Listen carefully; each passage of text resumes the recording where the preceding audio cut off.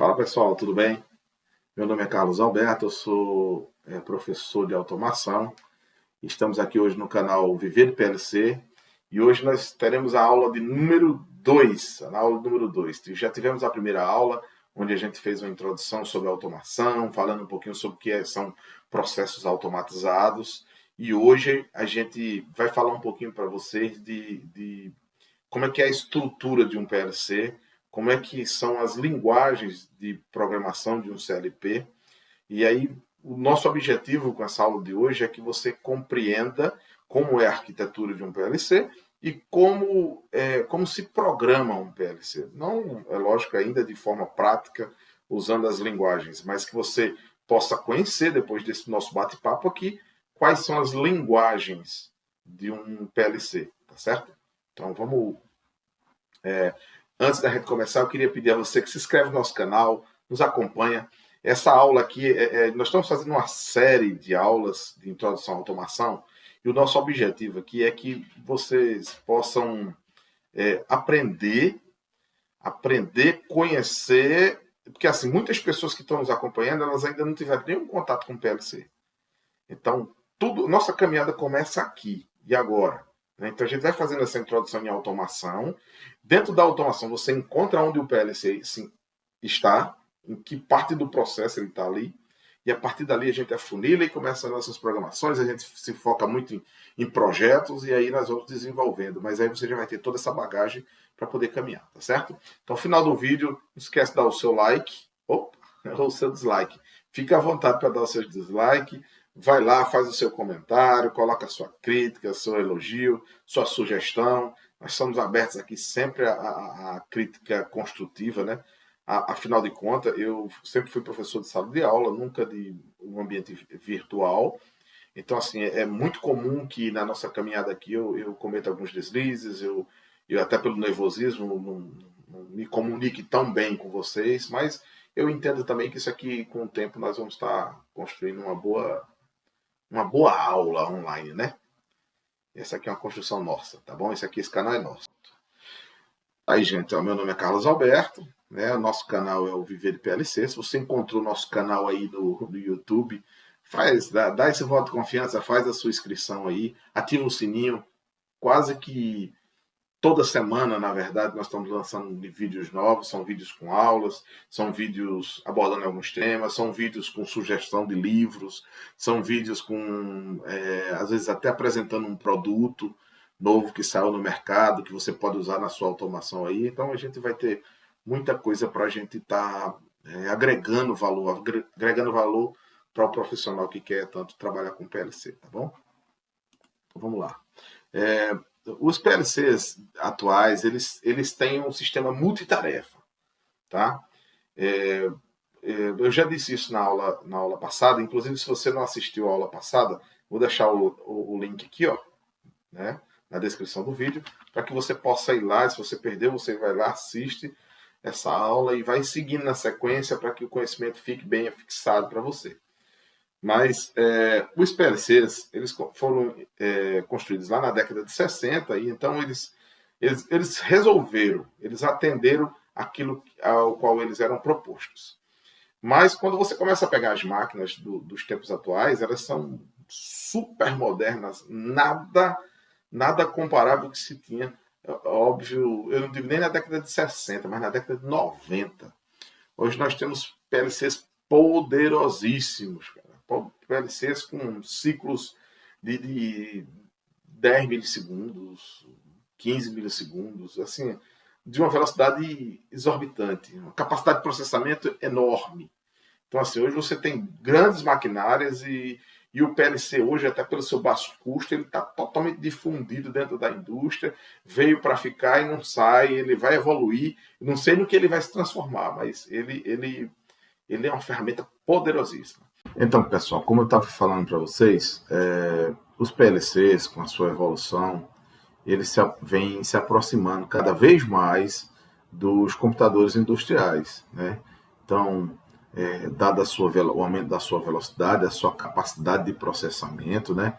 Então, você pega os PLCs, como eu falei para vocês, lá da década de 90, a capacidade de processamento ainda era muito baixa, mas hoje Isso já é uma realidade, né?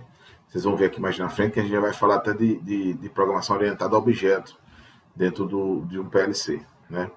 Então, coloquei aqui como tópico, né? Ele fala os modernos controladores programáveis estão mais próximos dos computadores de processo para uso industrial, possuindo propriedades que os tornam indicados para aplicações críticas no tempo. O que seria isso no tempo, né? Isso é possível através da utilização de um sistema operacional com características especiais chamadas RTOs, Real Time Operation System, operação do sistema em tempo real, né? Então, esse em tempo é assim, em tempo real ele para e executa uma determinada atividade em função da sua prioridade, tá?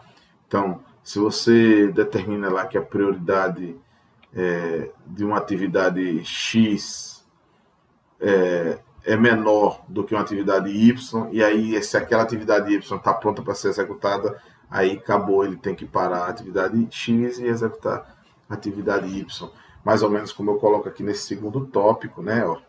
Para gerenciar esse tipo de sistema, foi criado o conceito de prioridade, né? Como ele trabalha escalonado, e como é que ele escalona isso? Escalonado significa colocar, né, em escalas diferentes. E como é que ele escalona isso? Escalona pelas prioridades, tá? Então, cada tarefa tem uma prioridade e o escalonador do sistema operacional irá, a cada intervalo de tempo determinado, verificar qual tarefa é a de maior prioridade e executá-la, tá certo? Então, ele chega num determinado tempo, verifica lá qual é a tarefa que eu devo executar agora. Ele vai lá, pega aquela que é a maior prioridade, executa e depois vai executando as demais, tá? Então, eles vão sendo executados por prioridade. Esse tipo de escalonador é dito preemptivo. Né? Diz aqui que o tipo desse escalonador é preemptivo. Pois, caso a tarefa X, né, aí aquele exemplo que eu acabei de falar para vocês, se uma determinada tarefa X, hipotética, né, óbvio, ela estiver sendo executada e uma atividade Y, chega a hora de executar ela, então essa atividade X, ela vai ser interrompida para que seja executada a atividade ou a tarefa Y. Mas por que isso, Carlos? Porque é determinado que a tarefa Y tem prioridade sobre a X. Então, alguém determina quais são as prioridades. E esse escalonador trabalha em função das prioridades, tá certo? Então, fica claro aí para vocês. Ele acaba aqui, ele fala, ó, esteja executando e a tarefa Y de prioridade superior esteja pronta para execução. Então, ó, atividade X será bloqueada e a Y assumirá o controle. Quando Y terminar, X volta à execução. Ou seja, sempre que você tiver uma atividade como prioritária, dentro de uma janela de tempo que você determinou, então ela vai vir para cá, abandona o que ela estiver fazendo, vai lá, traz, executa e depois volta para o programa no ponto onde ela parou e continua executando, tá certo? Então, tá aí a explicação do que seria um sistema multitarefa do PLC. Bom, outra, vamos dizer assim, outra coisa que vem incorporando os novos PLCs é a programação orientada a objeto, né? Onde a programação orientada a objeto ela é muito comum na programação na construção de programas para computadores, né? Mas assim, para PLC não era. Tanto é que, gente, eu vou falar um pouquinho da unificação, da padronização da linguagem de programação. E antes dessa linguagem, o pessoal trabalhava com ladder, com lista estruturada, todo mundo era um pouco solto. E você pegava alguns PLCs mais, vamos dizer assim, mais avançados, e você via alguns resquícios de orientação a objeto dentro dos CLPs. E o que seria isso, Carlos? Programação orientada a objeto. É você trabalhar com objeto e você poder agregar a ele todos os atributos que aquele objeto tem. Isso você aumenta o controle dele. Isso você melhora a sua capacidade de monitoramento dos objetos, que são, na verdade, os ativos que estão em campo. Há uma caldeira, há um resfriador, há um silo, há um moinho, e tantas outras. Tantas, sabe? Sei lá, alguma máquina rotativa que seja. Então você começa a trabalhar com objetos. À medida que você vai criando atributos para aquele objeto, e na hora que ele vai trabalhando, esses dados são colhidos e são checados com aqueles atributos, eles vão sendo agregados, e você consegue montar e modelar a sua máquina, e você poder ver a performance da sua máquina, você poder enxergar se aquela sua máquina ela precisa de uma manutenção, aquilo já se incorpora a uma manutenção preditiva, depois nós vamos falar um pouquinho mais sobre isso, sobre os tipos de manutenção que a gente tem, que é a manutenção corretiva, preventiva e preditiva, né? E explicar um pouquinho o que cada uma delas são e como a automação industrial pode munir essas manutenções de dados que evitam a quebra dos equipamentos e você pode se antecipar, programar antes que elas venham a ser danificadas e parar a sua linha de produção, tá bom? Então, orientação a objeto é algo que antes existia muito na área só computacional, mas que hoje faz parte desse universo também da automação. Há uma integração muito grande da TI, que é a tecnologia da informação, com TA, tecnologia da automação. Elas estão se integrando cada vez mais.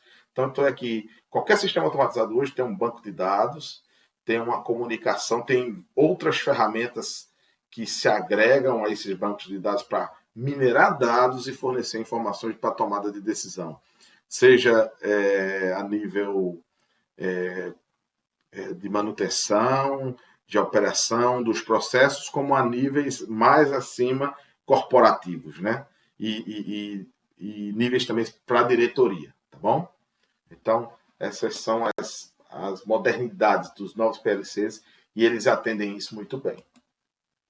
Bom, conhecimento em programação. No ambiente de automação industrial, é necessário o conhecimento de lógica de programação, né? E entendimento do conceito de automação. Bom, essa nossa série de aulas que nós estamos fazendo aqui com vocês é justamente para isso, tá? Deixa eu abrir aqui e conversar com você melhor. É justamente para isso, para a gente poder, trabalhando junto, a gente entender o que é automação. Então, não se trabalha com um PLC sem entender o que é automação, sem entender o que a tecnologia pode oferecer dentro dos processos, tá certo? Então, às vezes o cara faz um trabalho com PLC bem simples ali, mas quando ele é colocado dentro de um contexto um pouco mais complexo, ele meio que se perde. Ele às vezes torna o PLC uma máquina subutilizada. E aí ele começa a perder o valor agregado que o PLC tem dentro da automação, tá? E outra coisa é entender de lógica de automação, lógica de programação, né? É entender o que é um algoritmo, né? Nós vamos ter aulas específicas explicando o que é um algoritmo. E você vai ver que você vai aprender isso aqui, ó, devagarzinho e constante, de formas que quando você for programar alguma coisa aqui, você vai parar e dizer, poxa, já sei o que eu tenho que fazer. E na hora que eu começar a falar um pouquinho sobre esses algoritmos, essa lógica de programação, poxa, peraí, vamos fazer uma pausa aqui. Pensa comigo, gente. O que seria lógica? Lógica é uma coisa lógica, né? Que faz sentido. Que faz sentido. Eu ganhei, eu perdi. Ou você ganhou, ou você perdeu, né?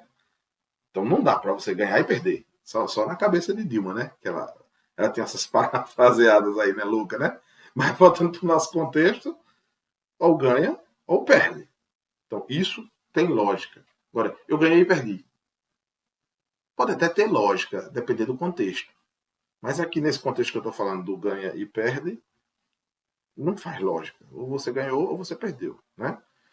Você ganhou e alguém perdeu. Então isso é lógico. Então quando ele fala assim de programação, de conhecimento de lógica de programação, é justamente isso, um pensamento ordenado, sequencial, seguido, que nós vamos aprender na aula de algoritmo, tá bom? Vamos voltar aqui. É porque eu gosto de botar nessa câmera para a gente olhar olho no olho, né? Vamos lá. Bom, houve a evolução, cada fabricante trabalhava com seu PLC, né? Cada fabricante dava preferência. Por exemplo, tinha fabricantes que só trabalhavam com a linguagem Ladder. Vamos conhecer aqui, tá? O que é? Só trabalhava com a linguagem Ladder. Mas tinha outros que eram mais robustos, trabalhavam com 2, 3 linguagens. Foi o que aconteceu, gente? Houve esse padrão aí, ó, da IEC 61131-3. Essa norma, né? Essa norma foi um esforço de um grupo de trabalho, né? Para poder unificar e todos os PLCs que saíssem no mercado ter exatamente a mesma linguagem de programação. Ok, gente? Tá claro para vocês? Ou seja, padronizou-se a linguagem de programação. Então você vai ver, eu vou passar sobre cada uma delas aqui, e vocês vão ver que os PLCs modernos, todos eles obedecem à norma IEC.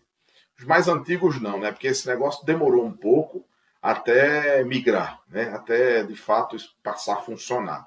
Eles levaram um tempo para se adaptar. É muito interessante, gente. Eu trabalho muito com o PLC da Altus. A Altus é uma empresa lá do Rio Grande do Sul e eles trabalham com um software chamado, especificamente o software que trabalha com PLC da série Nextor, é o Master2 IEC, tá? Master2 IEC. E esses dias eu fui trabalhar com um PLC da Schneider, que ele usa um software chamado Sol Machine. Cara, quando eu abri um e abri o outro, tirando aquela parte da abertura que um leva o nome Schneider e o outro Altus, cara, depois que abriu isso aí, parecia que eu estava no mesmo software. Para não dizer que eu estava no mesmo software. Só que cada um colocou o seu nome. Mas era exatamente a mesma ferramenta.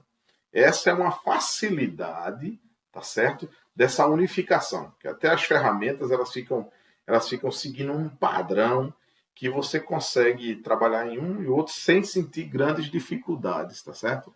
Porque era um problema abissal. Quando você saía de uma marca que você ia para outra, você ia para outro universo.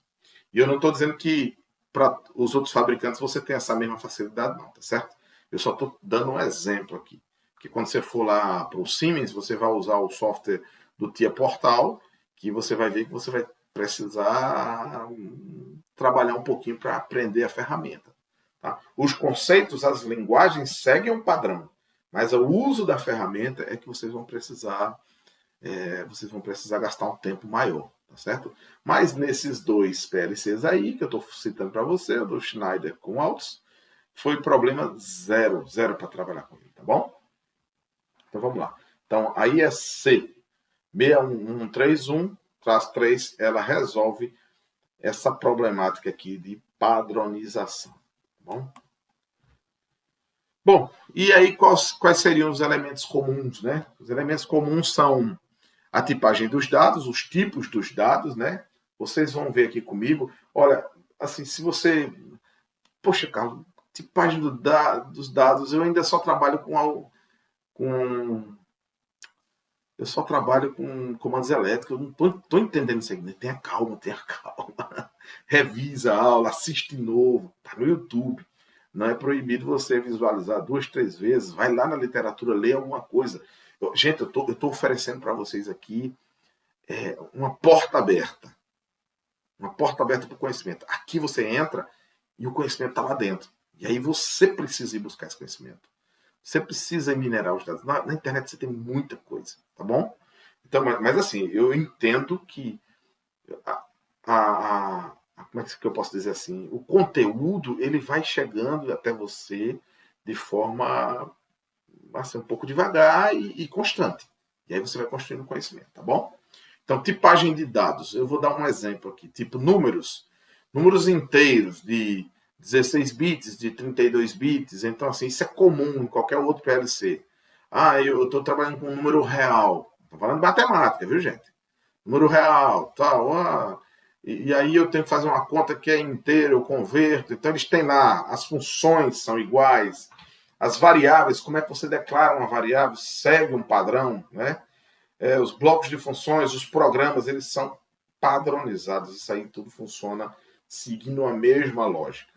Pode ser que de um software para outro você tenha um detalhezinho, bobagem, coisa boba. É que nem você que quer trabalhar com banco de dados, você aprende o MySQL e quando você vai para o script do Oracle, ele é um pouquinho diferente. Do PostgreSQL, ele é um pouquinho diferente. Mas, cara, quando você já sabe um bem, você não tem muita dificuldade de aprender os outros.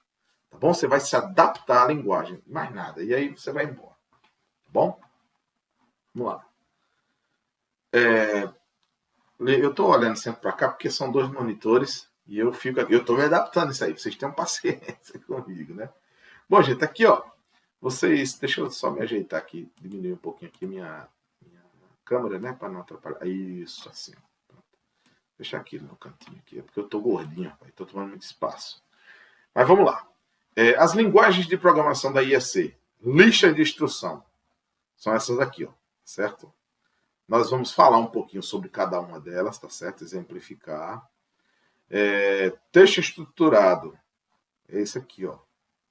Isso aqui se assemelha um pouco às lógicas de programação de computador, tipo C, C Sharp, Java, né? São textos estruturados. Diagrama ladder, né? Diagrama ladder, que é isso aqui, ó. Esse aqui é o mais comum de todos, tá certo, gente? Esse aqui é o mais comum. Opa, deixa eu ver aqui que eu estou passando para vocês. Eu estava na outra tela, viu? Mas esse aqui, ó, é o mais comum de todos. Por quê? E é por onde nós vamos começar. Por quê? Porque aqui a gente precisa facilitar o entendimento inicial para vocês, para fazer a construção. A maioria das coisas que vocês forem fazer aí de forma mais simples, vocês vão usar aqui, ó, nessa linguagem aqui, ladder. Ela se assemelha muito a comandos elétricos. Então, cara, se você conhece de comandos elétricos, aqui a tua vida começa a ficar fácil, tá? Rapidamente você vai começar a entender isso aqui e você vai começar a fazer as suas lógicas, sem bronca mesmo, tá? Quem fala aqui sou Joe, para você aí, ó, tá, espanhol, peba da fé. Mas sou eu que estou falando para vocês porque eu tive essa facilidade por essa semelhança. Obviamente, gente, que fique bem claro, quando a coisa começa a meio que precisar de uma matemática mais apurada, aí a gente não pode ficar só nela, tá certo? Não pode ficar só nela, a gente tem que ficar também usar um pouquinho do texto estruturado para fazer algumas contas matemáticas. Por quê? Para que você use menos do seu processador, tá bom? Diagrama de bloco, aqui, ó, quem não faltou às aulas de eletrônica digital vai entender aqui, ó, essas portas AND, NAND, ou, né, ou negado e tal, e tantas outras, né? Você faz aquelas lógicas grandes na eletrônica digital para executar. Até hoje você encontra elevadores, né? Nós temos uma usina que as máquinas... não, ela já foi modernizada, mas a máquina era toda controlada com portas, né? E ali ela era eletrônica digital pura. Hoje é um PLC. Eu até voltei no tempo aqui, mas hoje é um PLC lá, viu? Porque não faz sentido ter esse troço lá. Que na hora que você vai procurar um defeito, você fica feito um maluco lá. E o chefe só em cima de tu. Vai, bichão, vai lá. E por último, essa linguagem de diagrama de fluxo, né? O SFC. Eu vou mostrar aqui, ó, tá na próxima.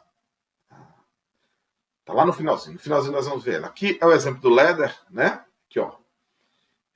Uma entrada, tal. Aqui você tem 2 portas aqui em paralelo. Aqui, ó. Vamos ver como é fácil um negócio desse aqui, cara. Você tem um positivo e ele vai acionar essa saída. Ó. Se esse contato estiver fechado, ele vem pum, e aciona. Você tem um temporizador que é assim, ó. Quando aqui tiver 0, ou seja, quando aqui tiver sem tensão, aqui vai passar um 1, seguindo aquele conceito da lógica, né? Lógica de eletrônica digital. Ele aciona aqui, ele conta um tempo de 10 segundos aqui, ó, e aciona a saída. Então, essa linguagem aqui, ela vai ser, vamos dizer assim, a linguagem mais utilizada por a gente aqui no curso. Nós vamos usar principalmente o texto estruturado, ladder e bloco. Tá? As outras, quem sabe lá na frente a gente trabalha com elas. Mas você vai ver que como a gente vai focar mais em projeto, em desenvolvimento, aí eu não quero ficar perdendo muito tempo falando com você das linguagens que talvez você nem vá usar. É isso.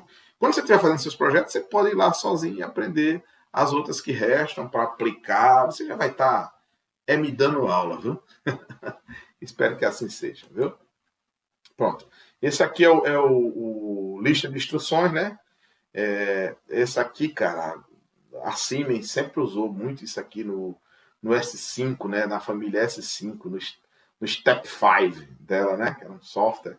E, nossa, nega sempre apanhou disso aqui muito, cara. Muito mesmo, sabe?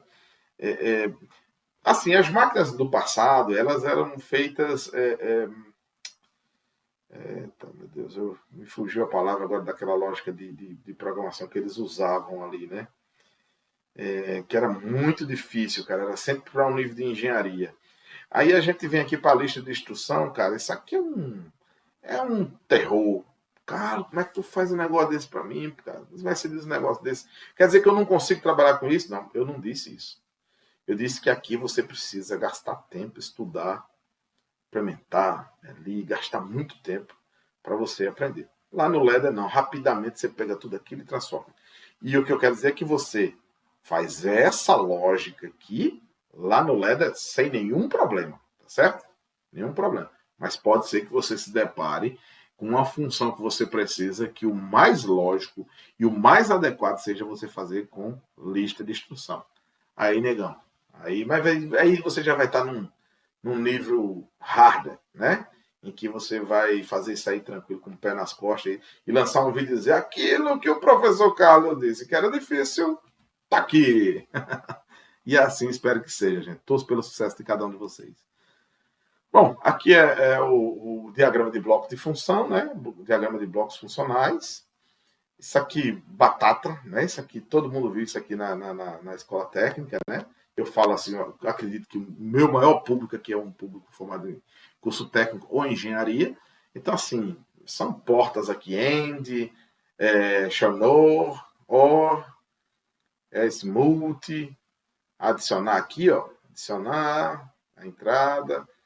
Então, assim, cara, você tem infinidade de como é que se diz assim, de formas de você programar. Essas formas ladder e essa de bloco de instrução, elas são as mais fáceis, né? Por quê? Porque elas são muito ligadas àquilo que nós vimos ou na escola ou vimos no nosso dia a dia, no nosso trabalho, né? Uma vez que a gente está falando aqui da grande maioria de pessoas que já estão no mercado de trabalho e que já, às vezes, até já dominam muito comandos elétricos, tá certo? Bom, esse aqui é o texto estruturado. Aqui, ó, desliga, underline, bomba 1, né? Desliga, underline, bomba 1.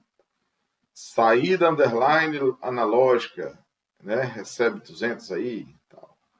Então, aqui são coisas que a gente vai trabalhar também no nosso curso, tá certo? A gente vai fazer algumas interrupçõezinhas, aí eu vou pedir para a gente fazer tudo isso aí, ó. Isso aqui é um if, ó, tá vendo? É um condicional. Ó, se a entrada analógica for maior que 100, então, alarme, vem para true. Né? Então, nós vamos entender tudo isso aqui, não se preocupa não. Deixa eu falar com vocês, deixa eu olhar no olho de vocês de novo aqui, viu? Olha só, quando a gente vê um troço desse aqui, a gente tende a meio que ficar preocupado, né? Que eu tô falando, eu fui vendedor de corda na feira, então eu falo rápido pra caramba. E até queria ver vocês aqui no vídeo, viu? Vocês postem lá assim, eita, cara, você fala rápido demais que eu vou tentar. Primeiro vídeo, você pode ver que eu comecei ele um pouquinho mais lento. E eu depois tava assim, eu falei, será que eu parecia um cara que eu tava bêbado? E aí eu fiquei olhando assim, mas a ideia é tentar falar num compasso para que você que está aí consiga assimilar tudo. Então, se você ainda nunca programou nada, quando você vê um troço desse aqui, ó lá, volta para cá. Quando você vê um troço desse aqui, você se assusta, mas por favor, não se assuste. Não se assuste. Lembre-se dos vídeos lá, meu com o engenheiro Fernando. Nós estamos num passo a passo. Isso aqui eu estou fazendo um apurado grande aqui e jogando para vocês conhecerem. Mas nós Nós vamos passinho por passinho, devagarzinho, até chegar aí. Vai chegar um momento que vocês vão chegar aqui, ó, não vão nem saber como é que chegar. Mas, rapaz, eu já sei tudo isso. Assim, conhecimento, gente, é assim que se adquire, viu? É a dose, assim, viu? É a dosinha certa. Se der uma dose grande, mata, né? Bom, aqui por último, ó, tá aqui o SFC, né? Descreve graficamente o comportamento sequencial de um programa de controle, derivado das redes de Petri e da norma IEC 848. Diabo, é isso, né? O que é que você está falando aí de rede de Petri, Carlos? Tá? Hoje mesmo eu bati um papo com um amigo, o engenheiro Daniel Taveira, professor do IFBA, né? E a gente falava sobre. A gente precisa fazer uma alteração num programa de um PLC lá, e o rapaz que é o responsável em fazer essa modificação, ele falou: Ó, peraí, que eu vou analisar bem direitinho para ver se a minha modificação não vai interferir em outra parte do processo e de repente eu acabar botando um defeito aí que uma hora ou outra vai aparecer. E aí, quando a gente estava conversando sobre isso, eu comecei a falar para ele sobre as redes de Petri, né? Desse procedimento, desse paradigma para a construção de um software de controle. Calma, aqui eu só estou citando. Nós vamos ter um bate-papo com um amigo meu, vou convidar ele para a gente fazer uma live aí, na hora que a gente tiver vários inscritos no canal aí. Ele já se mostrou um cara muito conhecedor de redes de Petri. Eu vou pedir a ele que nos dê uma aula, que contribua com o nosso canal aí de uma forma que a gente possa desvendar o que é a rede de Petri. E aí, quem sabe, gente, todos os seus projetos, você poder usar a rede de Petri para o desenvolvimento do software de vocês. Dessa forma, com certeza, vocês vão ter um software mais bem elaborado, tá certo? Mas aqui, ó, ele vai seguindo aqui uma sequência gráfica, né, ó, de forma de que passo a passo as coisas vão sendo executadas até chegar no seu final e voltar para o início de novo, ó, e começar tudo de novo, tá certo? Opa, acabou então, foi? Pois é, gente, aqui a gente fica, a gente acaba por aqui. Hoje nós falamos, deixa eu voltar aqui para ficar olho no olho, eu gosto de olho no olho. Hoje nós falamos sobre a arquitetura de um PLC, né? Nós falamos sobre as linguagens de programação que um PLC tem. Então, se você chegar hoje no mercado, nós estamos no mês de maio de 2021, tá certo? Se você comprar um PLC novo hoje no mercado, um PLC, lógico, desses de marca Schneider, Altus, Siemens, Rockwell, Rockwell que é a Lembrada, GE, e tantos outros aí, eles vão, esses de marcas mais elaboradas, eu não gosto nem de citar, que eu acho que eu esqueci vários que eu nunca trabalhei, e aí acabo esquecendo de citar, por não ter essa afinidade, né? Mas eles vão seguir um padrão de linguagem de programação, de estruturação do projeto. Então, assim, aprende em um, você rapidamente chega no outro. Isso foi um divisor de águas para quem faz programação, isso foi um divisor de águas para quem desenvolve projetos, porque acontece muito, gente. Às vezes você vai desenvolver um projeto para uma máquina de um cliente e o cara diz, ó, não adianta, eu quero o PLC que eu quero é o Siemens. Ah, mas eu tenho aqui o Altus que vai fazer esse serviço mais barato. Não, eu quero o Siemens. Ah, não, eu quero GE. Ah, não, eu quero Rockwell, eu quero Allen Bradley. E aí você sempre se via nesse sufoco de pegar uma ferramenta tal, e colocar ali. Eu não estou dizendo que você não tem nenhum tipo de trabalho, né? Eu não estou dizendo isso. Estou dizendo que os trabalhos ficaram bem mais enxutos em função dessa padronização, tá? Então você pode até, quem sabe, se você tem uma afinidade muito grande no PLC da Schneider, você já escreve ele lá, depois você só faz transcrever lá para o Altus ou para o outro, e vai descobrindo a ferramenta de uma forma muito tranquila, tá certo? Então, gente, a gente fica por aqui. Na nossa próxima aula aqui, ó, nós vamos falar sobre veremos sistemas numéricos, os conceitos lógicos, ou eu falei lá, lembra o tipo de dados, né?